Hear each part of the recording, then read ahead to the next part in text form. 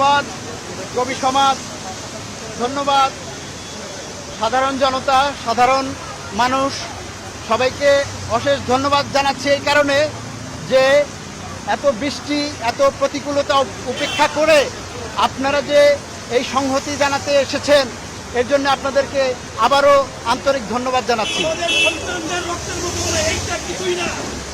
Yes, আপনার সাথে আমি সহমত পোষণ করছি। এই লক্ষ্যেই আমরা সাহিত্যের পাতা থেকে আজ রাস্তায় এসে দাঁড়িয়েছি।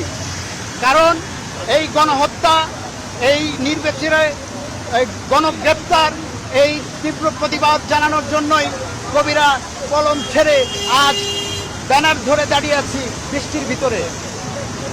যাই হোক, আমরা জাস্টিস চাচ্ছি। জাস্টিস কার কাছে চাইব? কে দেবে আমাদের জাস্টিস? আমরা খুনির কাছে কোনো জাস্টিস চাই না। আমরা এই গণহত্যা, গণগ্রেপ্তারের আন্তর্জাতিক তদন্ত দাবি করছি। আপনাদের সবাইকে ধন্যবাদ জানিয়ে আজকে এই প্রোগ্রামে আসার জন্য আবারও ধন্যবাদ জানিয়ে আমার বক্তব্য এখানে শেষ করছি।